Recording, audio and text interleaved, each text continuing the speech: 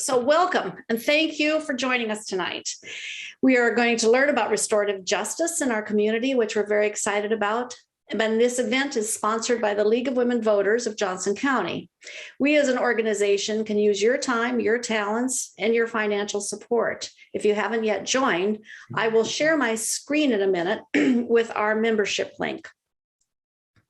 Also, the League of Women Voters is encouraging community members to sign a petition asking for a repeal of the anti-voting rights bill passed last legislative session.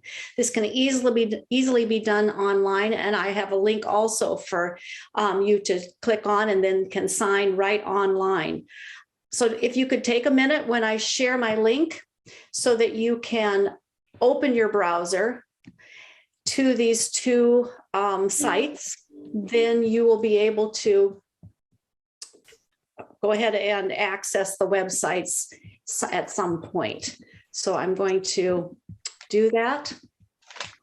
We tried, I had to redo due to, again, technological difficulties, but I'm hoping that this will do it. All right, let me share my screen, and you click on these links. A browser will open, and then you can return to the websites at your convenience at some point after the presentation. And now I'd like to turn this over to Barb Stein, who has worked tirelessly to organize this event this evening. And we're very excited to hear about restorative justice. So Barb? My name is Barb Stein, and I am on the Education Committee with Ann and Galen. And we started in September. We started meeting about what we thought might be an interesting topic for our first presentation. And because we discovered we were all educators, we decided, well, let's think about an educational topic. And then we said, well, what's going on in Iowa City schools? And really, how are the Iowa City schools responding to equity and what's going on there? And we learned a lot about what's going on in Iowa City schools, and a lot is going on. Number one, if you are interested in reading their equity plan, it is on their website, and it's very interesting reading and very, very specific. But also they've been in social studies course review, and are implementing this year a new social studies curriculum. And that will have updates and things that are improvements over curriculum that may not have been responsive to all learners. But what happened as we went finding about different things is that Brad's name came up. And I didn't know Brad before, but I did talk to him. And one of the things that's very wonderful is Brad has just stepped into the role as the Restorative Justice Coordinator for the school district. He is not new to Iowa City or Iowa, but he is new to this position. So we are getting him right out of the chute, the first 8 weeks on his job as the Restorative Justice Coordinator. And he's going to tell us some historical things about restorative justice, how it's used in the schools, and what's really going on with this pilot program. But before I get started on that, I'm going to read you what he sent me about himself, because I did not want to adjust it. It's so great. It's just such a great thing to read.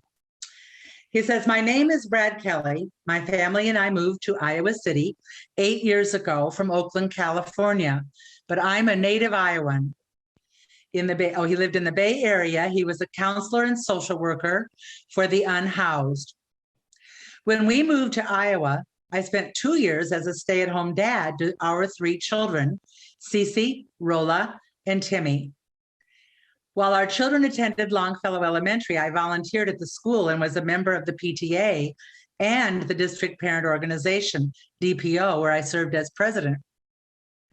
I eventually took a job with the Iowa City District, first as a paraeducator at Trek, and then at Longfellow Elementary. 3 years ago, I moved to a position as student advisory coordinator at Southeast Junior High.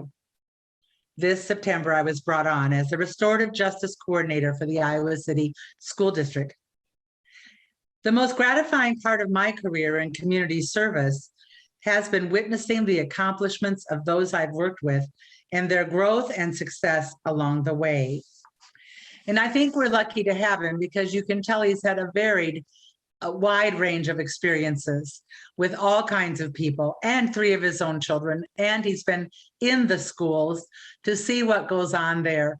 And believe me, that's a really important aspect of working in a school community. We know that a school depends on community and climate. Community so that all involved in the school need to feel included. Parents, staff, students, everybody should be included in the school and feel welcome there. And the climate for learning, that it's a safe environment for everybody. So you'll see that reflected in the equity plan. And I'm going to turn this over to Brad.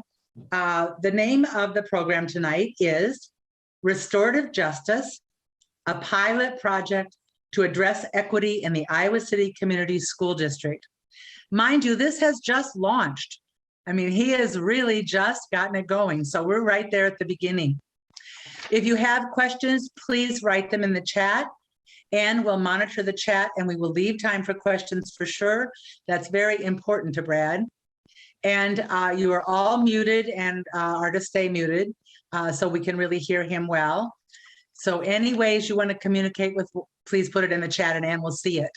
And we welcome you very much for being here. I think we're very lucky to have a little window and spotlight on something going on right in our local community. Thank you very much for coming. And Brad, you're on. Oh my goodness. Barb, thank you so much. What a wonderful, wonderful welcome. First of all, let me just tell you how grateful I am to be presenting to such a prestigious organization who is rooted in making for certain that there's always some type of equity, some type of restorative practice when it comes to making for certain that women voices are heard, women are counted, women are validated, and women are valued. And I'm so glad to be a part of the League of Women Voter this evening and to celebrate, well, now it's 101 years. So to celebrate the 101 years that not only the great work that you've all done in Johnson County in Iowa, what the pioneer work that you've all done for this nation. So thank you so much for allowing me to be here. I shared with everyone, I've been Zooming all day long. So if please bear with me. I know how to Zoom. I'm going to go ahead and put my slides up and we're going to go ahead and start the presentation. So let's see, we'll go ahead and share my screen and we will do my slides.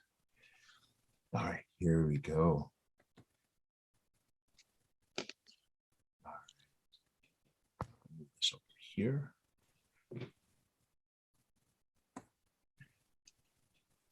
Okay, over there, here we go. And we are ready to roll. All right. Is this minimalized? Okay. Can you all see my slides? Anything? Okay. So as Barb said, this is the Iowa City Restorative Justice Program, pilot program that we're rolling out for the district. And my name is Brad Kelly, and I am the newly Restorative Justice Coordinator. If you would take a look at the agenda for tonight is to introduce to you who the Equity Department is, the Restorative Justice Ambassadors, the Equity Ambassadors, give you an idea of restorative practices and their origins, how they came about, and give you just a little glimpse to what the Iowa City School District is doing with these pilot programs to roll out restorative justice. The takeaways, my hope is that we will be able to identify, you'll be able to identify some of the goals that we have for restorative practices. So if you hear me go back and forth between restorative justice, restorative circles, and restorative practices, what we're really trying to do, we're trying to put this all together. So there's actually a foundation and a blueprint for the schools to be able to have restorative practices, and those restorative practices could look like restorative circles or just a restorative conversation. Like I said, making sure that we have clearly identified the origins of restorative practices in circle. One of a larger part that I really want to hit home is that we're dispelling the myths from reality when it comes to actually utilizing restorative practices and how they look in the school. And then I'd like to give a little bit of clarification on details on how restorative practices fit in this framework that we called a multi-tiered support system. And that multi-tiered support system is usually what we refer to as MTSS. So that's the agenda, and that's hopefully the takeaways.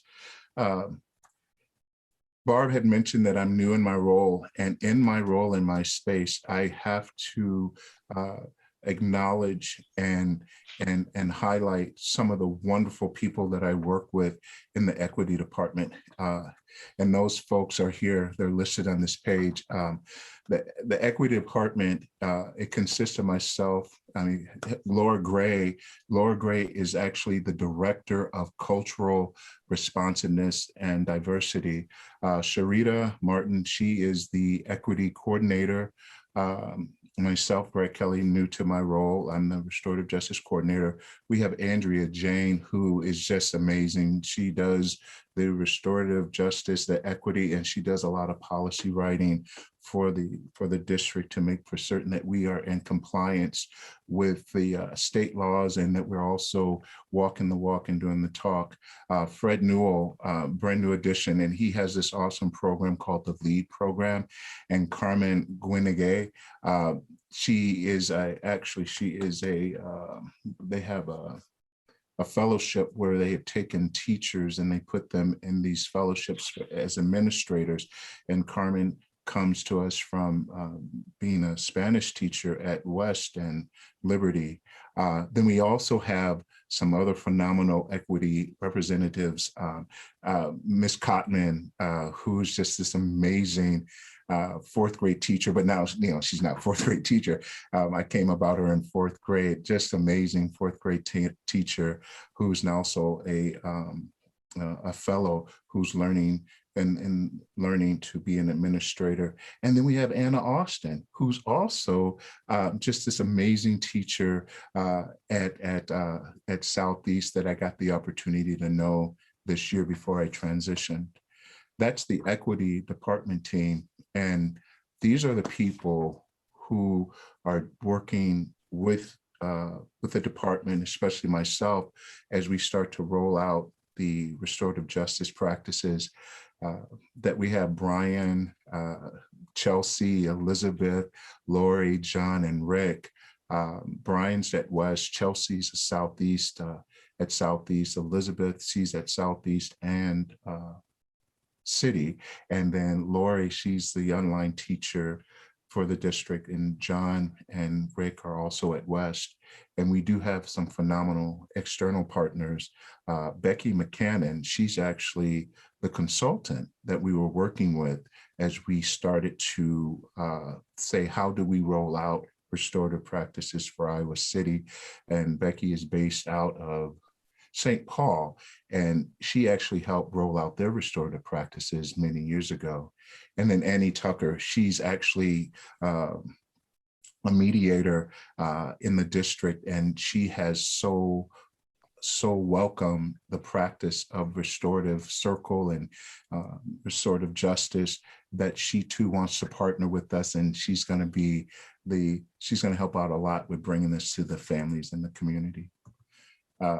The next slide we have equity ambassadors, and the equity ambassadors, their job is to make sure that they support and have a welcoming, inclusive learning environments for our educators, and provide professional development that coalesces with equity related topics. And those equity ambassadors are Don, Heidi, Lisa, Lucky, Jeff, Jennifer, and Melissa. So this whole thing that we're doing, there's a big team. There's a large team behind rolling out restorative practices to make sure that we do it with fidelity. As we start to look at restorative practices, where did they come from and why should you care? I do want to let you all know that restorative practices inside of Iowa City School District has moved in silos for many years in many buildings, many educators in the last 20 or so years have established some type of restorative practices in their buildings. What has come about is the district has identified that there have been these pockets of schools and teachers and paras and parents and anyone involved in the educational process in the district. They've looked at alternative ways in building community. And through these alternative ways of building communities, there had been these silos of restorative practices, mainly circles, and the district, the superintendent and the assistant superintendents and everyone said, hey, there's something happening. So they jumped behind this and said, you know what, if it's working in these little pockets in the community, let's make it work for the whole district. So I'm really honored and happy to be working in a district who acknowledges that there's alternative ways to build community and allow people to feel inclusive and putting us in a space to where we're looking at education and we're actually doing this transformation of what education can look like. So if it wasn't, I have to plug the ESC. I do, because they're behind this, and that's a good thing. So we no longer have to move in silos. All right, where did circles come from? What is this all about? Well, restorative circles, the origin of restorative circles are based in an indigenous practice and a philosophy. And it was in the 1990s that the Hollow Water First Nation, Carcross, Tagish, First Nations people in Canada beginning to teach circle practices to non-Native people. And the reason that they were doing it was because the mass incarceration that was happening to the First Nations people, for them, was like another way of creating genocide. So they took what was near and dear to them and said, okay, if we can teach lawyers, we can teach prosecutors, we can teach judges how to be in community with our people, to understand that there's another way to repair harm and to repair damage, then maybe we can kind of transform this legal system where it's not causing harm so much to the Native American people. So when we look at what the Native American, like I said, the Hollow Nations, First Nations, the Hollow Nation, Carcross given us, it's a gift. And a lot of this gift was based upon sitting around the fire and creating a sense of community. It was a way that they did things, not just in the part where they were looking at to decrease the amount of mass incarceration of the Native American people. Prior to that, that's how they were in celebratory situations. That's how they planned for things. They sat around a fire and they had this idea that if you're in community, you can have a better outcome by building the sense of community. All right. How and why do we engage in restorative practice? Well, one of the most powerful ways that teachers can build relationships with students is by having restorative conversations and utilizing restorative practices in school. Restorative conversations allow for teachers to demonstrate empathy, to allow teachers and children to resolve conflict, and most importantly, allow students to have a voice. What is so wonderful about restorative practices in circles is that when you are in circle, we have what they call a talking piece. So the power of being able to share what is going on without someone speaking over you, or without someone already being in a mind space to say, I hear you, but I hear you, however. So slowing down the process and being able to say, okay, what you have to say in this circle is important. And also, by you not saying anything, that's just as important as well, too. So when we look at why restorative practices and conversations are important, it does start to give voices to some of our young people who may not have a voice, or may be trying to find their voice in the space of education. Restorative practices in school, they look like positive interaction, positive communication. They look like positive affirmations. It's being mindful.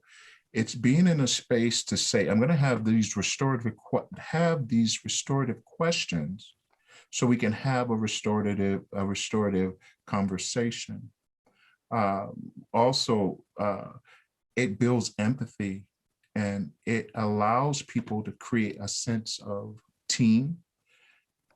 What I like the most about restorative practices is that it allows people to see beyond behaviors. During this COVID time and the transformation of online and hybrid, and one of the things that us as educators were talking about was, what about the social emotional learning component?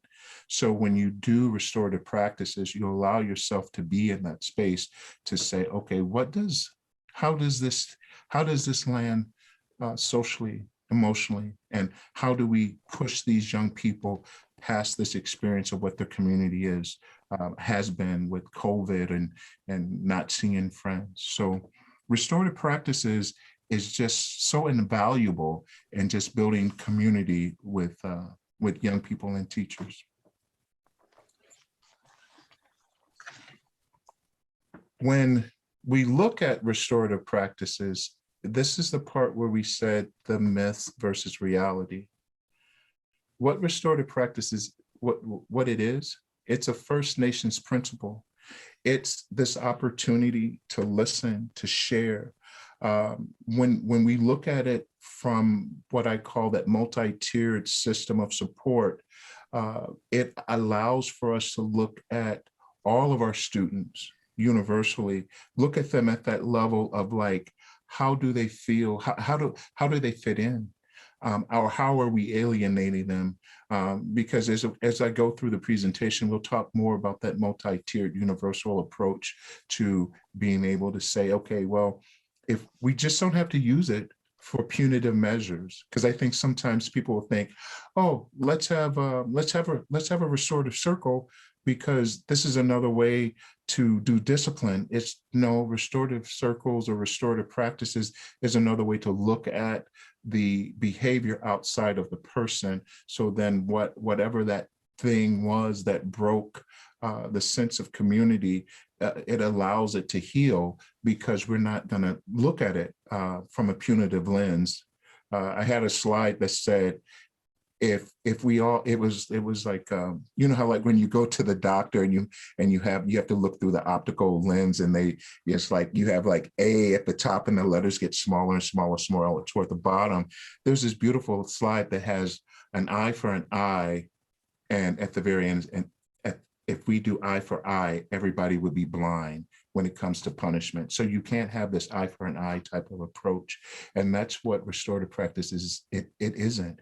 It's not about fixing behaviors. It's not about disciplinary things. It's not about this hierarchy way of being in community. And it's definitely not a quick fix.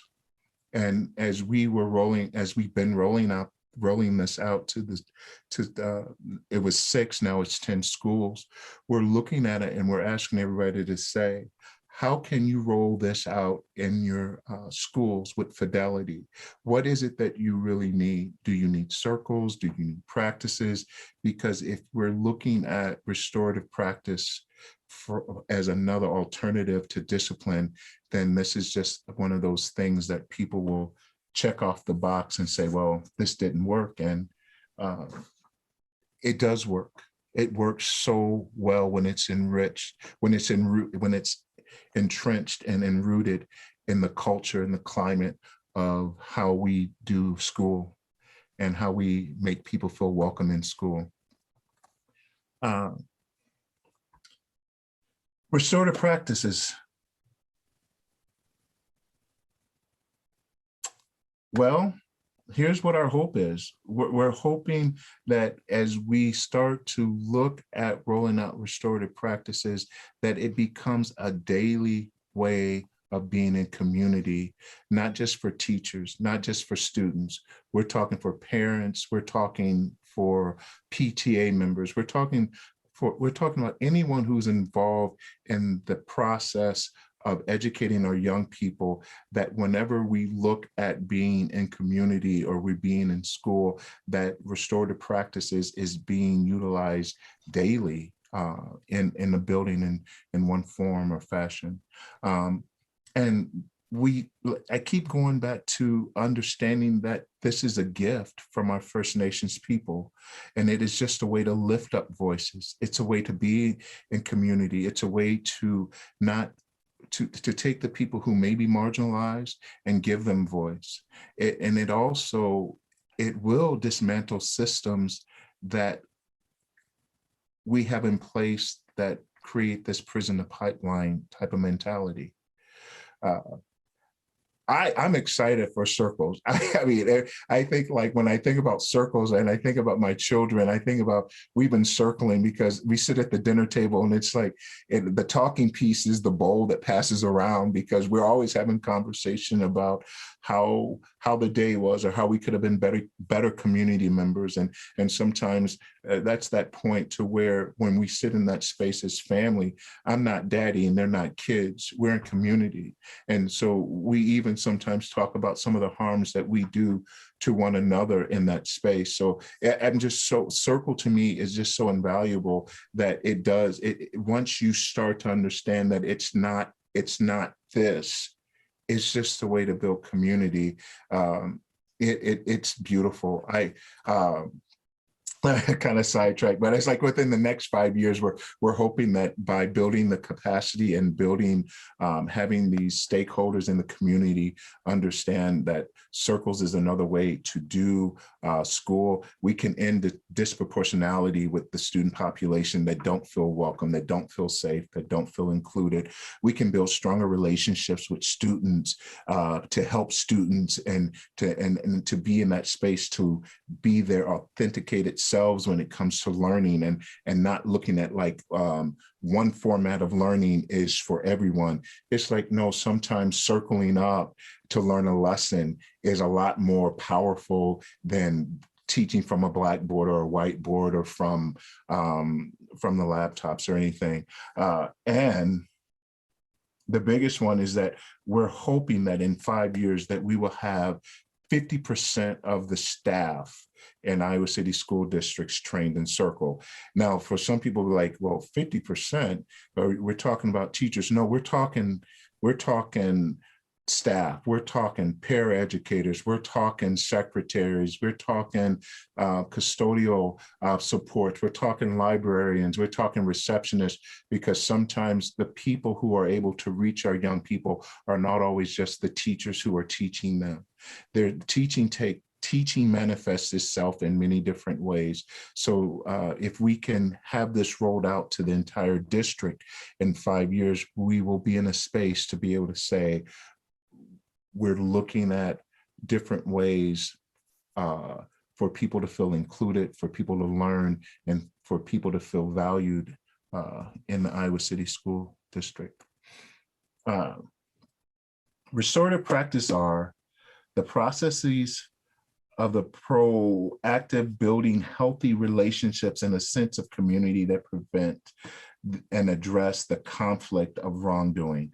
In a nutshell, what I was saying before, when you have restorative practices, you allow yourself to be in this healthy way of building relationships, not only with student staff, sometimes with teacher parents, sometimes restorative practices, it branches out into the community and it starts to heal broken families and or families in conflict. So I don't want to say broken, families who may have one parent drops the kid off and another one picks them up.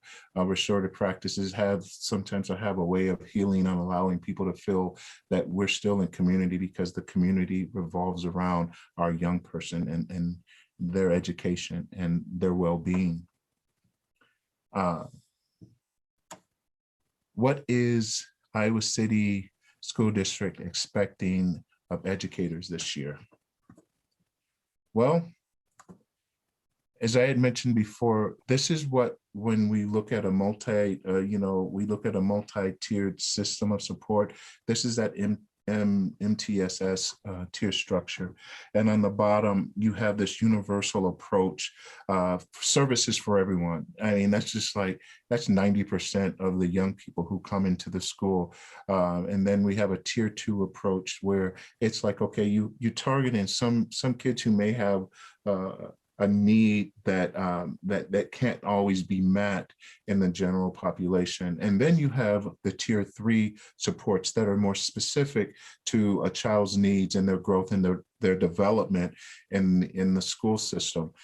So when we look at the multi-tiered support system of support, and we break it into what we call the tiered approach to restorative justice, you will see that, oh, I dropped my screen. You will see that if we just are focusing on that universal tier, which captures 90% of our student population, when you have a restorative practice in place,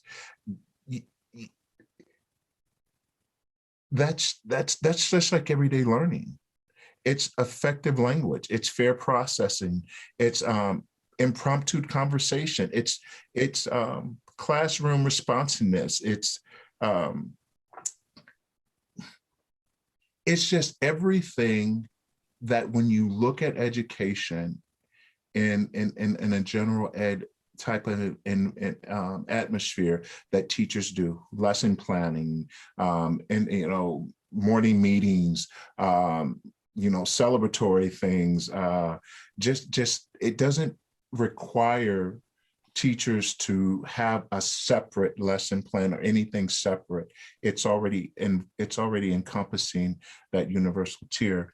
Now, when we start to look at tier 2 and we start to look at restorative practices from the lens of the tier 2, well, that's more problem solving, and that right there is like more classroom circles to address a minor harm or family conferences, or when I was saying, like, sometimes a young person may need a IEP, individual plan for them to be successful in school. Restorative practices works really well with sitting down with everyone who's involved in the success of that young person. And then we do have the tier 3 approach, where tier 3, we like to think of when you start doing restorative practices, that's more relegated to circles. That's when we look at, like, okay, this is a reentry for a young person that may have been asked to leave school. This is for strong conflicts where harm has been done, and that harm is only going to be repaired by allowing those young people to come together in a voluntary manner, because circles, when you start to do circles, they're all voluntary. And so when we start looking at tier 3 and we start looking at reentry circles and we start looking at harm circles, those circles are specifically designed to have the person who had caused harm and the person who has been harmed to be able to sit down and talk about how do they move forward in community, and how can they trust that this harm is not going to happen again. So if we were to move to the next slide, and when I get to the next slide, I'll kind of jump back to this one again, just to give a little bit more elaboration, because when you look at the multi-tier approach, am I frozen? My screen's not going to the next one. Here we go. When we look at restorative examples of the first tier, and that's what I was saying, this is like what a lot of teachers already do. It's intentional positive reaction. It's morning meetings, it's mindfulness, it's individual student greeting, emotional learning instruction, building team activities. The more we are focused on restorative practices on this tier 1 level, as you go up the tier, the amount of circles and the amount of need that come from reentry or come from the circles, the restorative practices that involve circles where harm has been done, they tend to decrease. Because the only time, the main time when we start looking at tier 2 and tier 3 circles is because there's always this feeling that they don't belong, or there's this feeling that they're just looking at the behaviors, or there's this disconnect that, okay, well,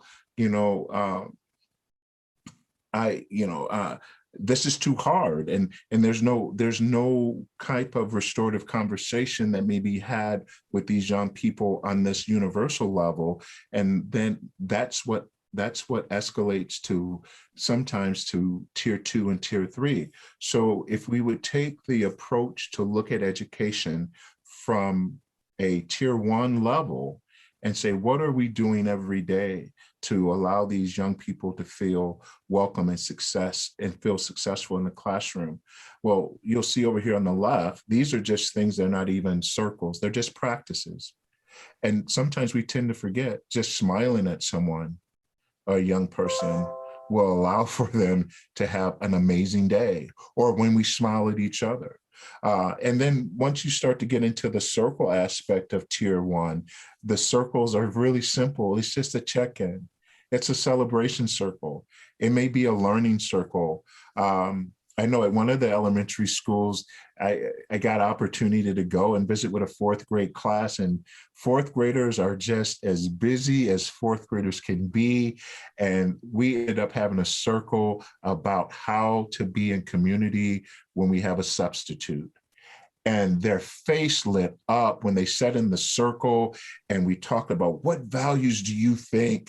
I think it was just what values do you think would just make it to be fun at school? And they're just like, they were just listing off all these values, and the kids were just writing them up there, and the letters were backwards, and they were just so excited. And then I said, okay, we're going to do this again when your substitute gets here, because they did it with the teacher to prepare for the substitute. And I said, okay, who's going to be the keeper of the tablets? The tablets. I'm like, yeah, these are the sacred tablets. Hands were rolling up. I got it. And so the next day we got there, and everybody, they were so excited to share with their substitute teacher what the values they had about being a community as 4th graders, what it meant to them. And they took turns. They had a talking piece and they took turns. And it was just the most transformative moment I had with, and this is not even a school that's on the rollout. They're just like, what can we do to make the substitute feel welcome? So, and that was like a 20 or 30 minute circle. So circles on a universal tier don't have to be always about harm. They can be about celebratory things. They can be about how do you be in community, or how do you welcome people in community. I got just a few more slides. I'm almost done, so we can open up for questions. This is in all transparency. We're on slide 19, and slide 20 is just a big old thank you. So we're on our last slide. So tier 1 relationship practices and building relationships. The biggest takeaway that I would like for people to understand that even as we are rolling out restorative practices, once again, restorative practices come underneath the umbrella of restorative practices where they can look like this.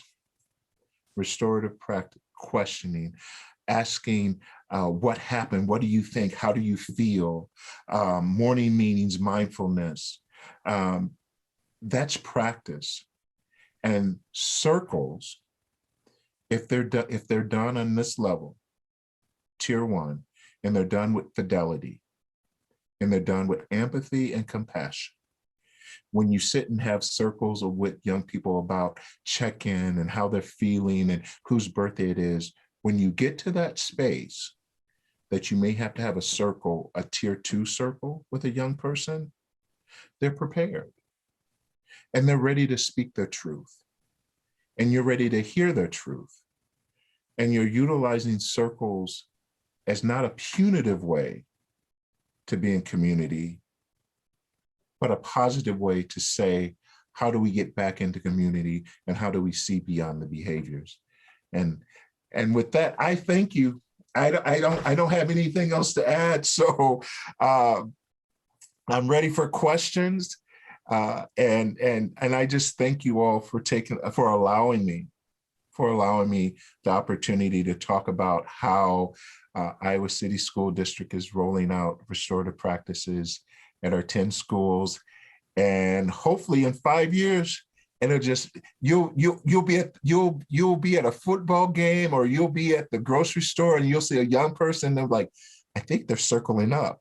It's just like, yeah, they're circling up, they're celebrating. So thank you so much. Thank you. And oh, Brad, thank you so much. That was just so enlightening. And I know somebody's got a question. Ann, what do you got?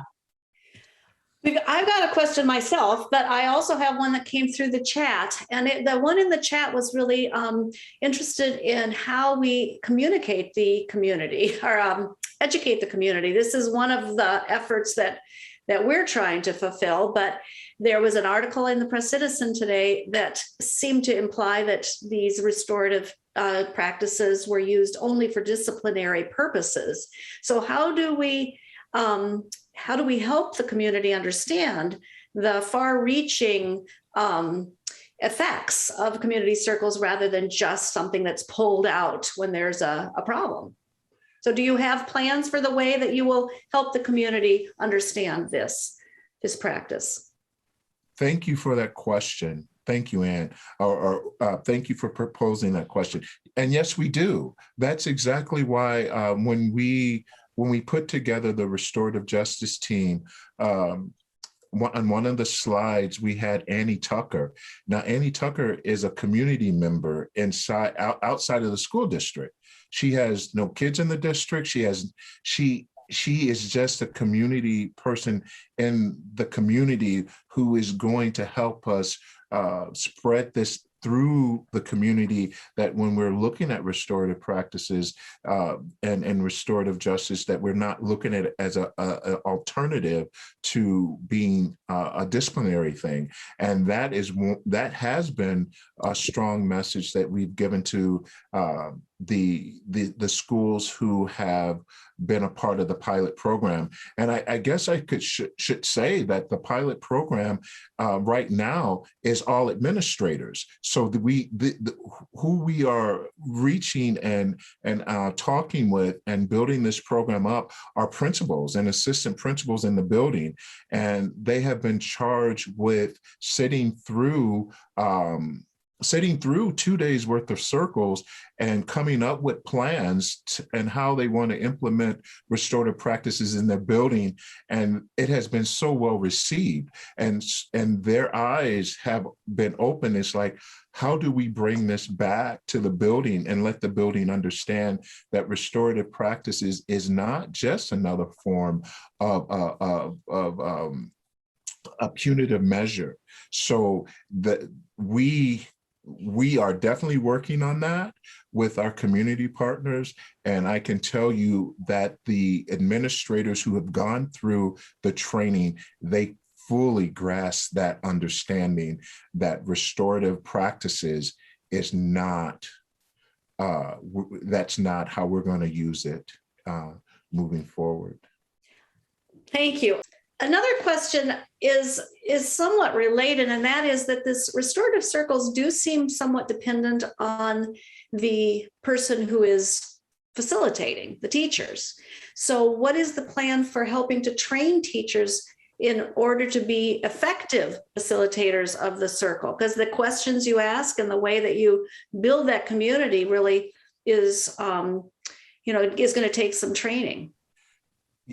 And you're absolutely correct. And that's why after the administrators have gone through the what we call the retreat, the restorative justice retreat, we have given them an action plan where they actually identify people in their building.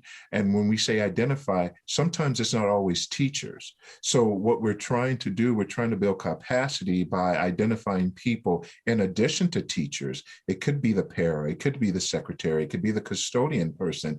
We're putting together, the school has been charged with putting together a team of people, and that team will be trained through and by the equity department. That could be one of the restorative justice ambassadors.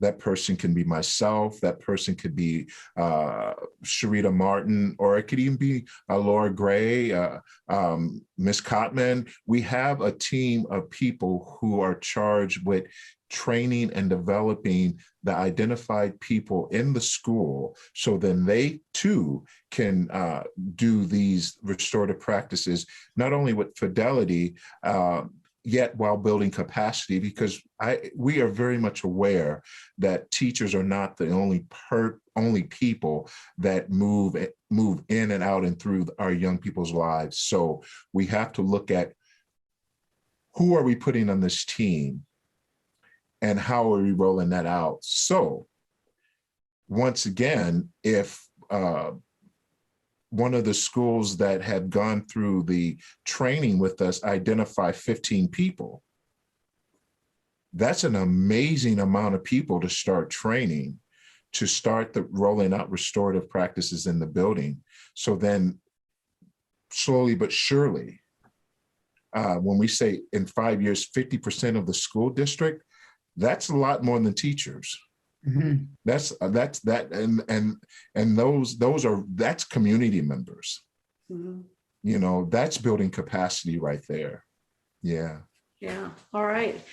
One other question that we have on the chat is, what kind of collaboration is there, or will there be, with the district's new care assessment team, especially in the aftermath of threatened or realized violence? Thank you again for that question. The care assessment team, when we look at care assessment, that's on that level of sometimes tier 3, and so then those teams, if the situation arises where restorative practices, circles are going to be involved. That's why it's so important that the administrators and the people that the administrators have put on their care assessment team are trained in restorative practices, because this can be very beneficial, because a lot of times our young people have to come back into community, and being able to come back in community in a restorative fashion allows them to feel welcome. It allows for sometimes their allies to be able to speak in their behalf. When we look at restorative practices as a reentry model, that's the part where it becomes so voluntary. And there's a protocol. We just recently shared with the district what the flow chart would look like if requesting some support that deals with the restorative practices. We have like, okay, well, if it's a tier 1 thing, this is what you can do. If it's a tier 2, this is what you can do. And on the flow chart, if we were to go back to the care assessment team, it says at the very top that this is not, these practices that we have on our flow chart are not relegated for reentry. So then the care assessment team with their administrators would more than likely, somebody on that team will have been trained in fidelity with how to be in community and do restorative circles. All right, we have another question that has come up on the chat. The question is, what opportunities do you see, or does your team see, to address systemic racism through these restorative practices? Wow. I know it's a big one, isn't it? It is, because as we move through conversations with our young people, we definitely teach them and share with them that the systemic racism and what goes on in school is a dismantling of systems. And in order to dismantle systems, you have to be able to sit in community together and be able to share how this isn't working or what would work better. So as we look at restorative practices and we look at how do we address that issue? Well, first we address that issue by being able to say that we are willing to sit in community with people who may have a different view, who may have a different perspective, and maybe understand that, you know, that perspective is entrenched and rooted in something that they're not able to see unless they sit in community with someone that gives them another lens to look at it. I've heard people say that sometimes when you sit in circle, you can sit across from somebody that you totally can't stand, that you totally disagree with, but because you have a talking piece and you have to wait your turn, by the time it gets to you, there's a sense of empathy that's been built up. So there's this ability to see from another perspective, another person's perspective. So sometimes that's that 180 turn that can happen when you sit in restorative circles and you sit in that space.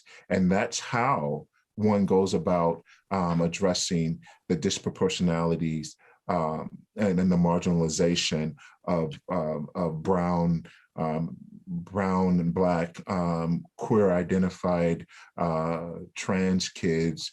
And sometimes we tend to forget that we live in a society where your socioeconomic status puts you on a lower level too. So being able to say, if we're going to look at dismantling some of these systems, the dismantling means that we have to sit in community together, and we have to teach our young people that now. Very, very well said. Thank you so much. You know, it just seems like making those connections between and among all the members of communities is the goal of the circles, and what you've told us tonight helps us understand that. And I do have to say that was one, I remember when I was on the DPO, and I definitely have to give a shout out to that board of DPO people. Gosh, I know there was Mary Murphy, and there was Miss Netmeyer, and then there was T, and then there was Micah. I mean, we were on this board of people, and I remember the conversation was, how do we get restorative practices in the school? And these were just parents. Mm-hmm. These were just parents. And I believe we had invited We did. We invited Laura at the time. Laura Gray, it was Laura Cottrell. We invited her. We invited Annie. We invited all these people in the community who had gone through circle training to present to the DPO, the parents. And it was so transformative because it was one of those things that the parents got a chance to hear and got a chance to experience. So I find when you sit on PTA and DPO as a parent, you're almost like on the pulse of things where you're just like, we could try this, let's bring this, let's do that. And that group that year were just so welcoming to Laura and Annie and people in the community to do a presentation on restorative circles. One thing I think that is a little bit unusual, and certainly for those of us who are older and were raised up with such traditional punishment of things, in my view, once you're spanked or you've been sent to your room, all responsibility is over. There's no discussion. It's over.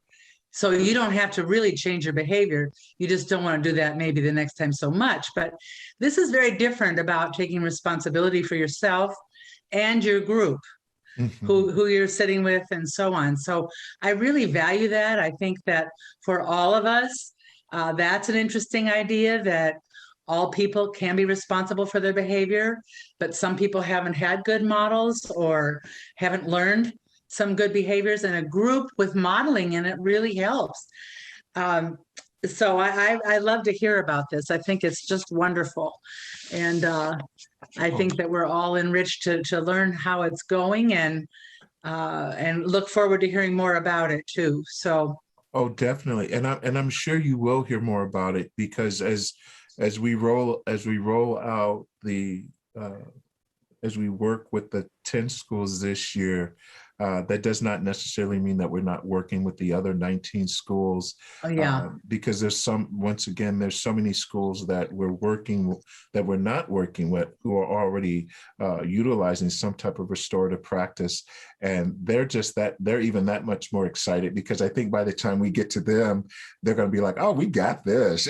It's just like, just sit back and, because there is that piece where people are looking at the harm and how education, no matter how much we try, education sometimes is still rooted in a early 1900s model, whereas we start to educate and move our young people into like the 22nd century. You can't use the 20th century type of platform to educate 22nd century minds. And so, in my youth, the world was large, and these young people nowadays, the world is small. They have friends in other countries. Most of our young people already speak 2 or 3 languages.